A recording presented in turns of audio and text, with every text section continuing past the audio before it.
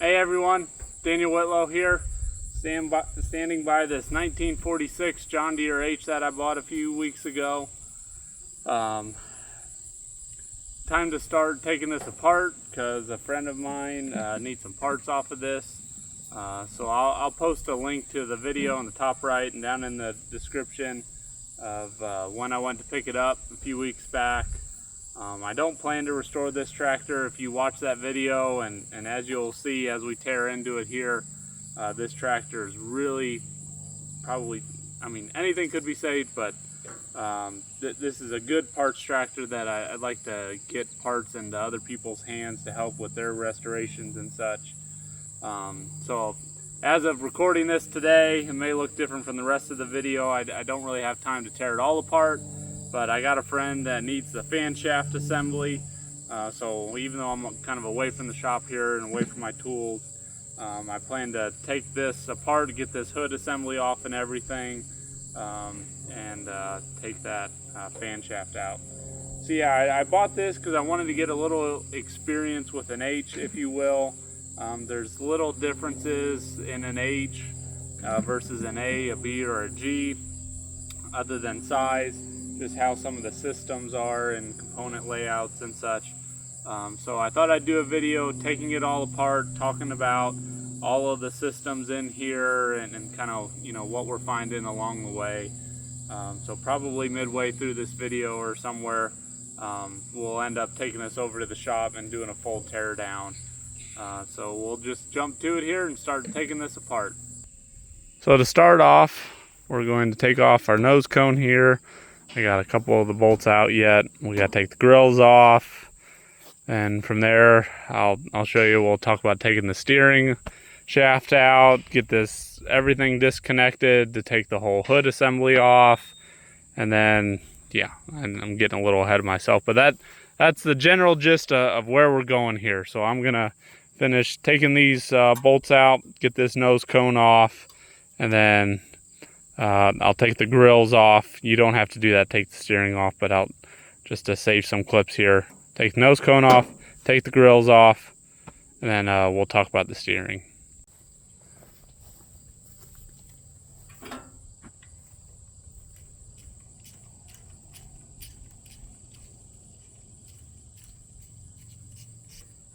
One thing I didn't mention, the screws, if you saw it in the initial clip on here, were Phillips head. Had to get them off with a vice grip because no screwdriver was going to provide enough torque and bite to get them off.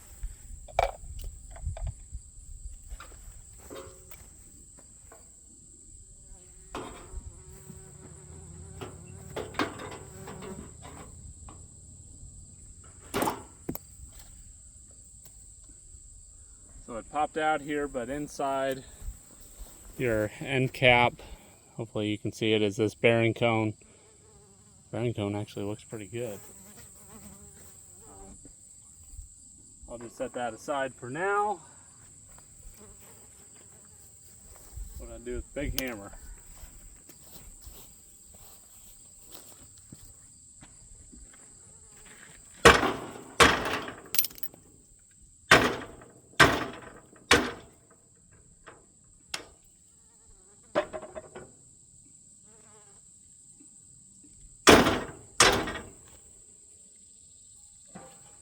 Of course, I forgot I had my tools on the hood. Need to get this key out of here, Woodruff key.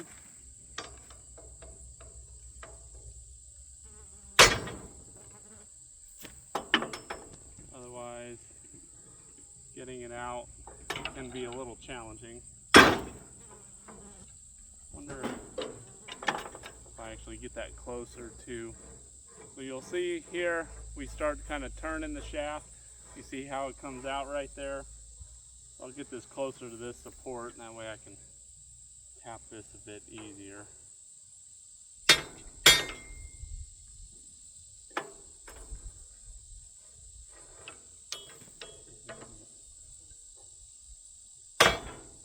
There we go.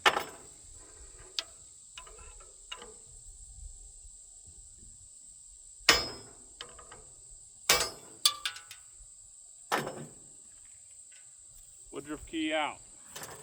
Now the shaft is ready to come out.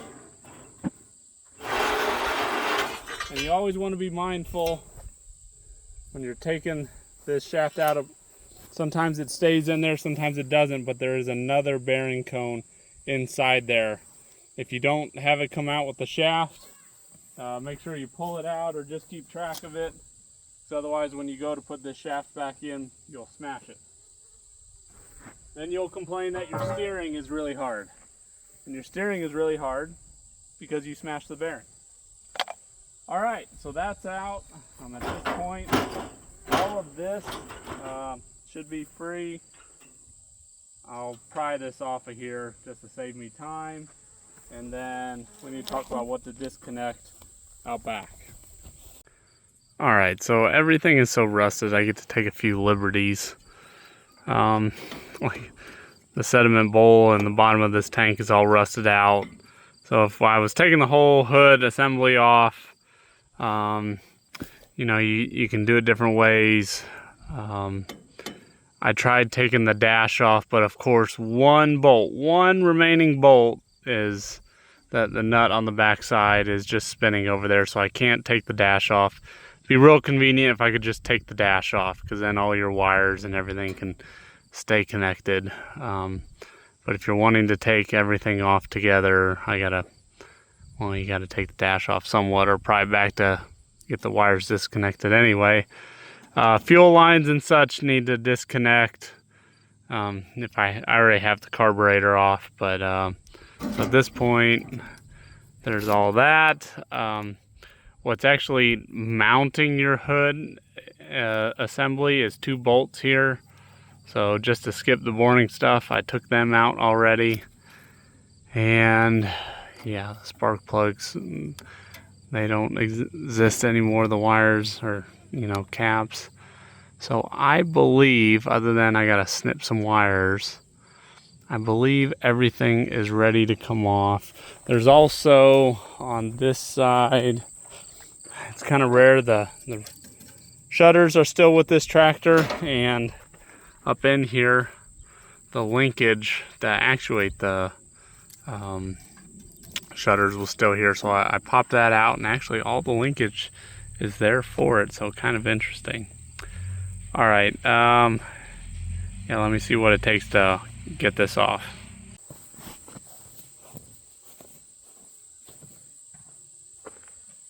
All right, let's see what we got here.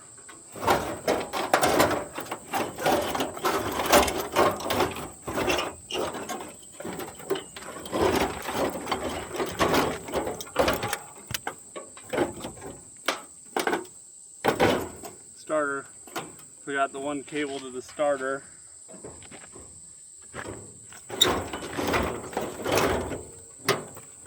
I know, this isn't conventional. Again, special, certain condition of this, special condition or special circumstances.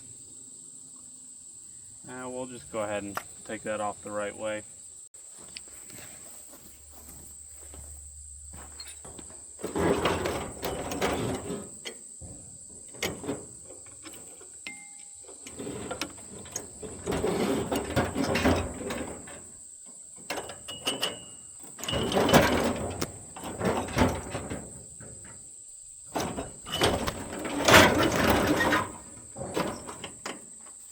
So rusty, falling apart.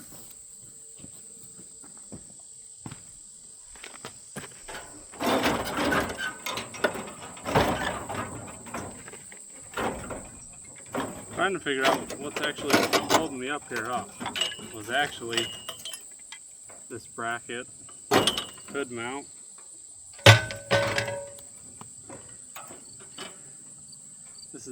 This handle is actually pretty nice. 3-way valve looks nice. Might be salvageable.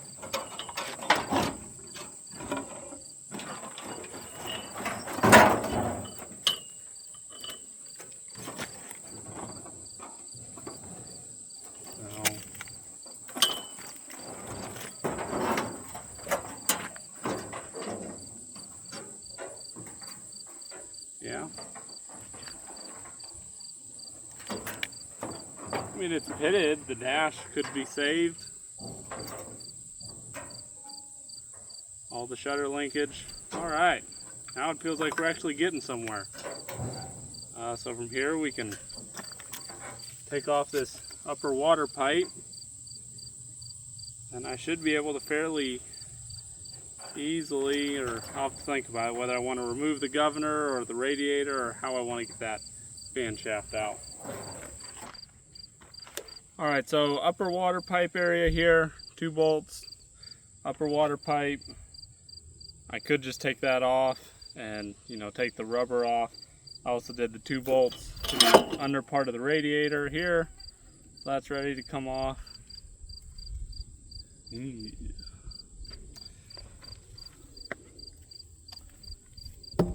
There's that. And just get this out of the way for now. Then, you know, I might have enough room to just unbolt the fan shaft here and move it forward once I disconnect all of this. I'm going to take off the air cleaner housing here, and I'll have to take off the generator bracket at some point, but I think we'll get the air cleaner housing off, unbolt that, unbolt the fan shaft to its support, and see if we can get this out of here.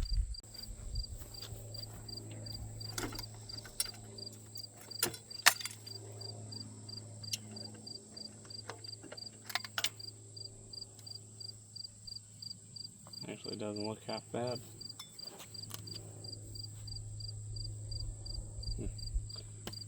Have to see what's in that.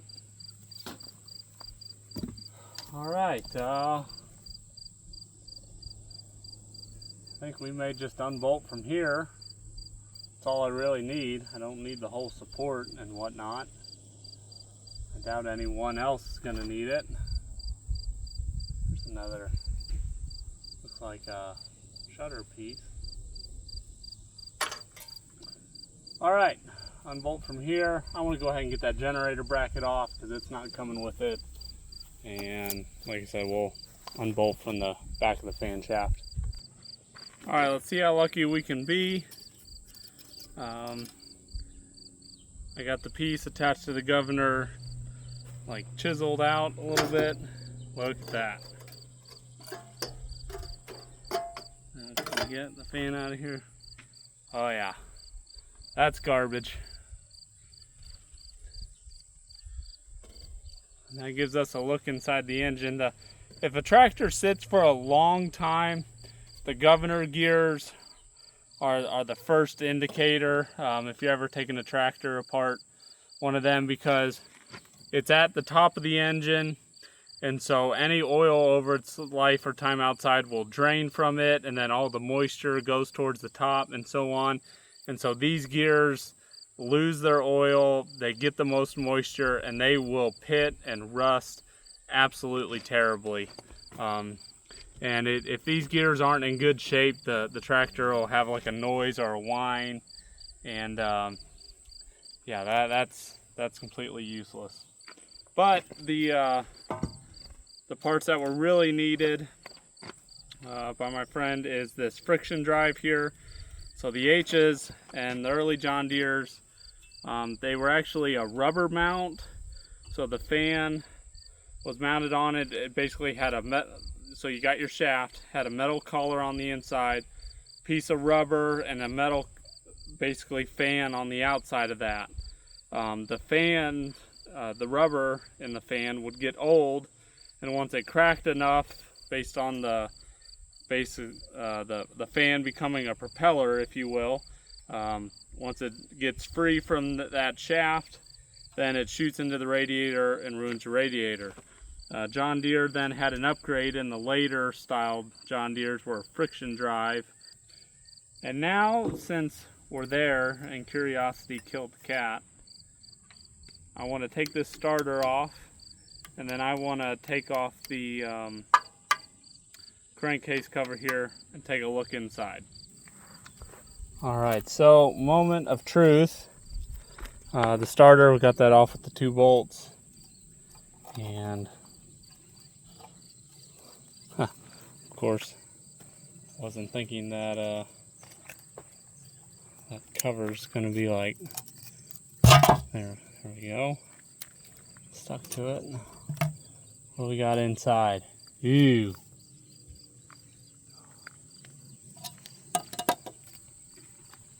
Yeah, that's not good. See if I can pull the phone out here and show you a little bit more. I smell old gas, that's for sure. Not sure if that's, sorry, focus. Not sure if that's oil down in there or some water. I don't know. Actually, half doesn't look as bad as I thought it would, to be honest with you. Well, we'll find out another time. And the cylinders don't look too bad. I don't know. There might be something there with a little cleanup. Might be worth saving. But that's not for today. Moving on to another day. Well, actually, I thought about doing a video on the clutch, how they work on these. So I thought I'd just take this apart here also. So I took the cover off, and this is absolutely nasty in here. I'm not sure if this is gonna really come apart or not. We'll find out. But if you haven't seen some of my other videos, to take this apart, you've got your 3 nuts here. I'm wondering if I can just bust through. You know, they're kind of rotted away. Before the pulley can actually come off, like you can take it, well, you'll see it here. We can take the end plate off, some discs and things. There'll be a clutch driver. To get the actual pulley off, we got to take the 4 bolts out of the clutch fork. All right, let me see what it takes to get these off here. Well, hot dog, it's amazing what a good impact gun will do. So got those 3 nuts off, and I got the bolt loose for the clutch driver. So, sorry, I'm not using my stand here, so I'll try not to make this too shaky. So there's our end plate. Set that down. And these are 3 springs. Well, they're now broken in here. And then I think I'll be too shaky with the camera when I do it, but pry these clutch plates out. Alright, so got this clutch disc out of here. This is one interesting difference from, say, the A's and B's and G's, is the clutch drivers on those other models are, you know, pretty solid pieces of metal, kind of heavy. This looks pretty thin here, and I'm really just showing this now because with these cuts and everything, and I'm trying to pry this out, I suspect it's just gonna fold and collapse and break. So I wanted to show it before it completely kind of disintegrates here. All right, so these holes here are actually supposed to be threaded. I had to rethread them. Gonna have to use a puller. So I was calling this the drive, or excuse me, the clutch driver. This is actually just the drive disc. So it has a clutch facing on each side. And this one, obviously, the rivets all fell apart on it and it just popped off the lining. So this really is unlike the A's and B's and G's. So anyway, we're gonna pop this off. Pushing off the center bolt here is kind of twofold as one. I'm not pushing on the end of the crankshaft then. Basically the hole or the thread hole. And then secondly, when this breaks free, this bolt will prevent it from flying off. If you ever do this without a center bolt, sometimes these store up a lot of energy and will fly off if you don't have that bolt to capture it.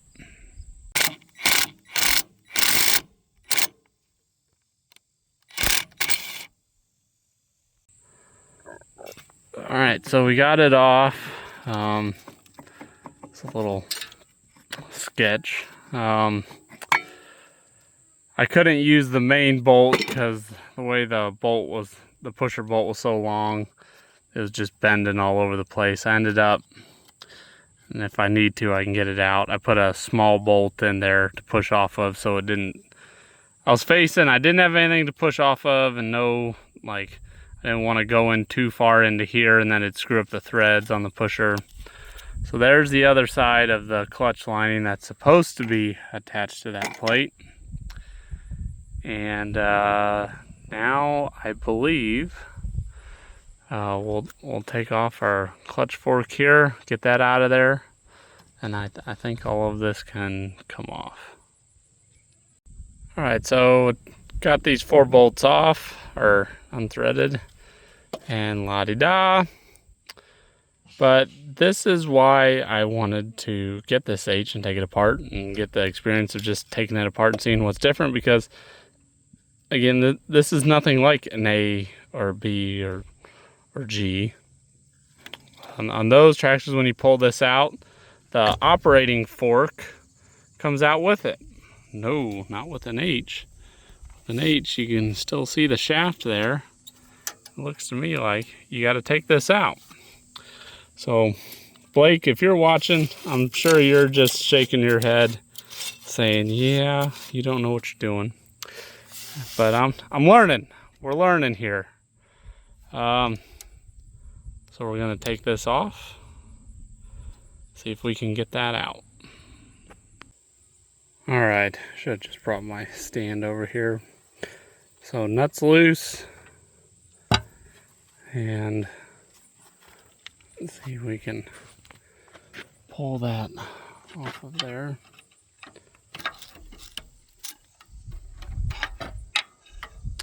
It's not wanting to come, or it's wanting to come off with the shaft.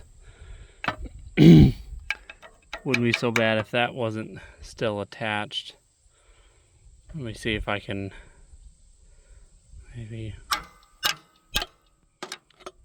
separate this from that. All right, that's better. So we'll go ahead and get that out of the way.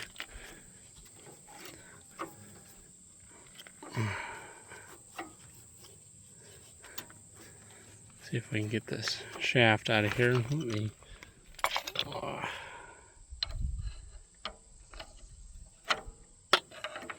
This pin in here's, I tried to pound that out, but it's pretty crusty in there. May just take that nut here and pry that out. You know, sometimes I swear the Lord just takes pity. I had a 1 5/8 inch wrench sitting here next to me. Now, why would I have a 1 5/8 inch wrench with me? Well, honestly, I was thinking about using it as like a kind of torque extension for a box end wrench or something, and just so happens to be a 1 5/8. I mean, you know, the sun is shining, and what could go wrong with a day like today now? All right, so we'll pull that out. So this is our spring inside here. I don't know, I guess, yeah, so this couldn't have came out without the nut because of that snap ring. That's what I thought. That's kind of like the other ones where you aren't supposed to be able to just pull this shaft out. So I'll set that aside. And now the actual actuating collar should come out. It's probably seized in there though. I can wiggle it, but it's not in the position I need to get it out. There, that may have helped. Let's see if I can get it out now.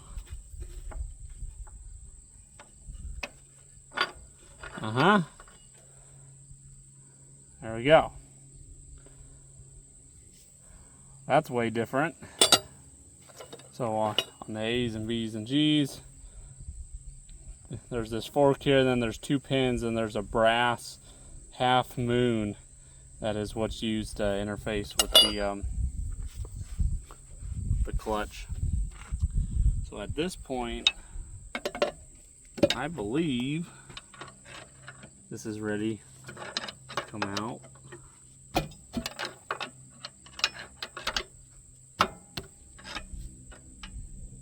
You can do it.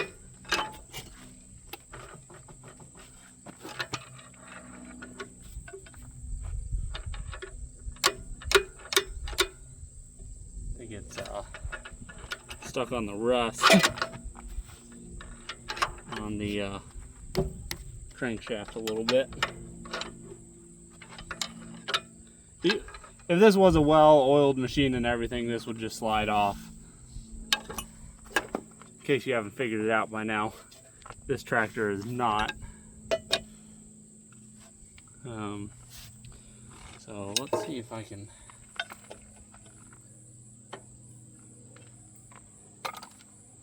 All right, take a hot breather. Look at there, she's rolling now. Still can't get it off though.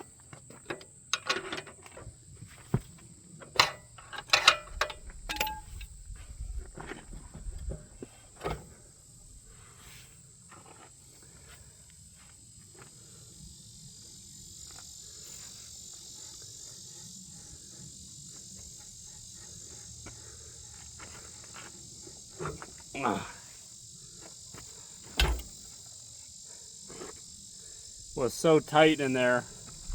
I'll show you here in a second. The bushing came out from inside.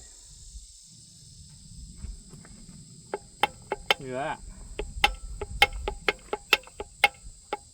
Still operates. Huh. Here's what I was talking about. So there's a bushing here that shouldn't be stuck on there. Should actually be inside of here. But yeah, it's nice that still works. Honestly, it doesn't look too bad, really. Inside here, you can see while I was spinning the pulley is our first reduction gear.